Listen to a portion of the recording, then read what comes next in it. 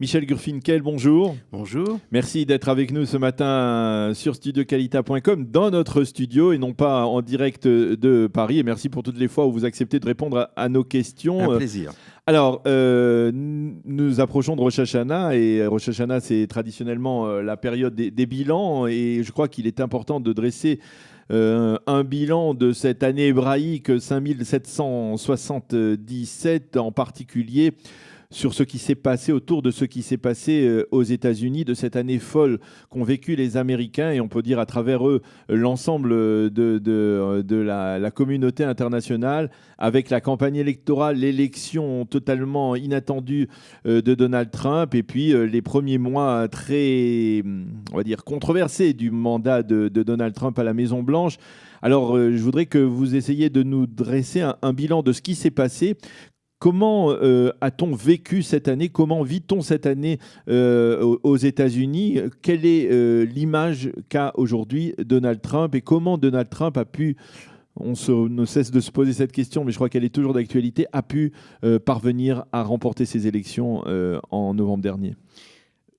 Revenons d'abord sur l'élection. Comment a-t-il gagné les primaires? Comment a-t-il gagné l'élection?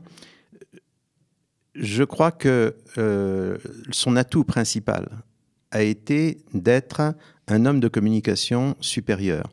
Il ne faut jamais oublier que Donald Trump avait sur Hillary Clinton un avantage capital. Il avait été producteur et même animateur de télévision pendant de longues années. Donc il avait tous les instincts, disons, de la communication de masse et de la communication de masse dirigée vers un public populaire. Cela lui a permis, envers et contre tout, de mobiliser un électorat relativement disparate, beaucoup moins cohérent que l'on pouvait le penser. Et donc, il a gagné et je crois qu'il faut bien comprendre qu'il a réellement gagné cette élection. Maintenant, le problème de Trump, c'est que Trump est un personnage très particulier. Ce n'est pas un politique, c'est un homme qui a fait des affaires et qui a fait de grosses affaires et qui a transporté un état d'esprit de businessman dans la politique sans trop se rendre compte que le monde politique obéissait à des lois passablement différentes.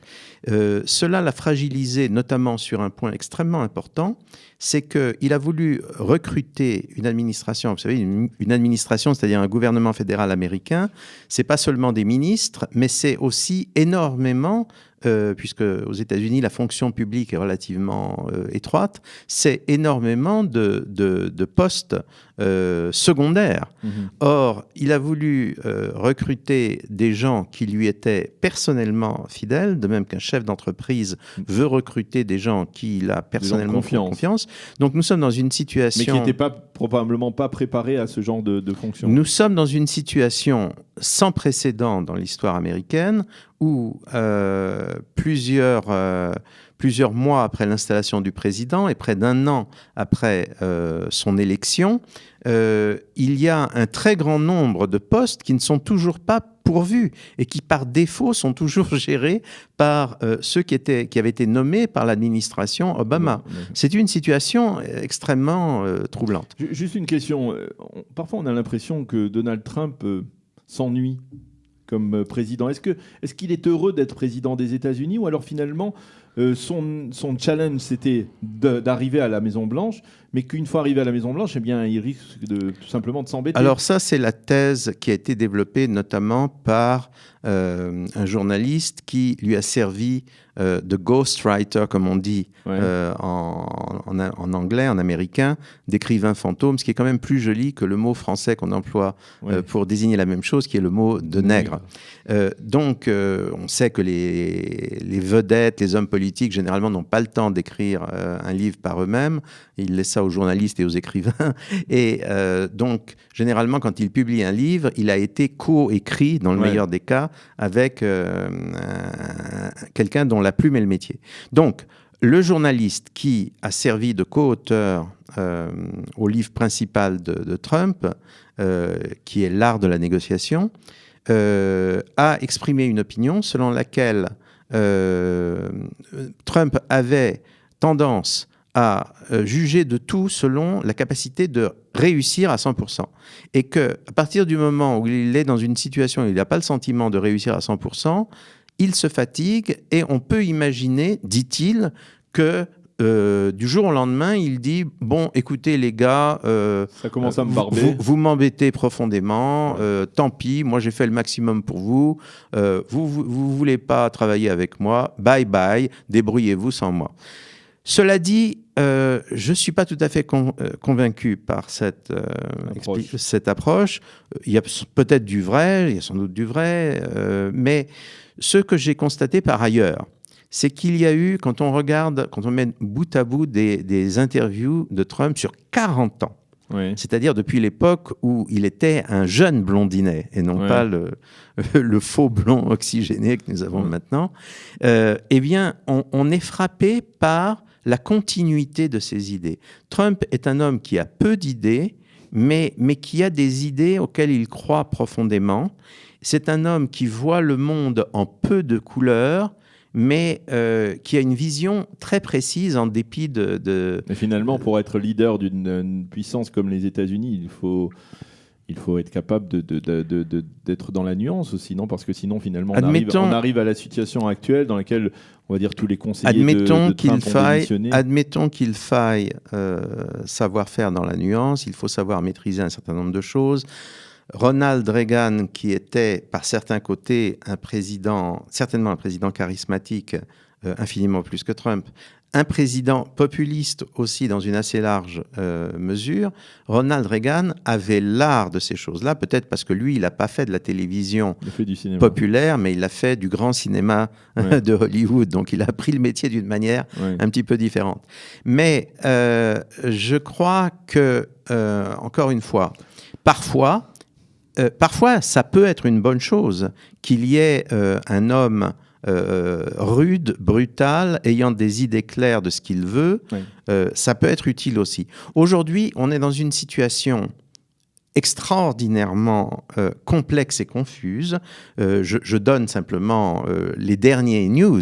Les derniers news, c'est qu'on se demande si Trump ne fait pas un gambit fabuleux qui consiste à changer de majorité au Congrès, puisque là, il vient de faire un deal pour faire passer certaines mesures législatives avec les démocrates contre le Parti républicain, ce qui est quand même énorme. Alors, il y a un élément qui a été marquant dans les premiers mois du pouvoir de Trump, c'est la résurgence d'une certaine xénophobie qualifiée de raciste de la part de ce que l'on peut appeler l'électorat blanc de Donald Trump. Est-ce que c'est Trump qui est responsable de cette exacerbation, de ce développement, de cette forme de haine qui s'est manifestée à Charlottesville en Avant particulier ? toute chose, je crois qu'il faut dire à propos du racisme ce que Jabotinsky a pu dire de l'antisémitisme. Il faut distinguer disait-il, entre l'antisémitisme des gens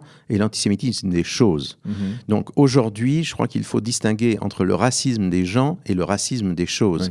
Il y a une réalité incontournable aux États-Unis, c'est que les États-Unis, premièrement, n'ont plus la relative homogénéité ethnique et culturelle qu'ils ont longtemps eue. Et il est clair que, d'une part, tous les éléments qui sont ou qui se considèrent comme non anglo-saxons ont tendance à faire bloc contre une majorité anglo-saxonne, mais qui tend à diminuer d'année en année en importance démographique. Et d'autre part, la majorité anglo-saxonne qui a le sentiment qu'un basculement peut se faire et qu'elle peut devenir une minorité, vit cela très mal. Je pense personnellement que la racialisation, parlons brutalement, mais c'est bien de cela qu'il s'agit, la racialisation de la politique américaine s'est manifestée je ne dis pas qu'Obama en a été le responsable unique, je dis qu'elle s'est manifestée Déjà pour la sous première le fois héros. avec l'élection d'Obama. Quand on regardait en 2008 comment avaient voté les différentes communautés américaines, on était suffoqué par le fait que toutes les communautés non-anglo, ce qui veut dire en gros non blanches des États-Unis ou passant pour non blanches, avaient entre 60%, en gros 60% et 99% avaient voté pour Obama. Il y avait eu un bloc des non-anglo contre pour Obama. Et que ce qui se passe actuellement, c'est donc une réaction à ce qui s'était passé sous Alors, Obama. les réactions dites racistes peuvent être interprétées, blanches, peuvent être interprétées comme une réaction. Mais alors, je voudrais quand même qu'on se calme un petit peu sur toute cette affaire. L'affaire de Charlottesville, il faut bien comprendre ce qui s'est passé. Il y a eu ce qui a été considéré par une majorité d'Américains comme quelque chose d'inutile et de provocateur, c'est-à-dire le mouvement consistant à déboulonner toutes les statues historiques consacrées à certains personnages de la guerre de sécession, y compris le général Lee, qui était, il faut quand même dire, le commandant en chef des forces sudistes, mais qui était contre l'esclavage, qui avait affranchi ses esclaves, qui étaient contre la sécession et qui n'a accepté ce rôle que parce qu'il était virginien et qu'il considérait qu'il ne pouvait pas trahir sa petite patrie virginienne.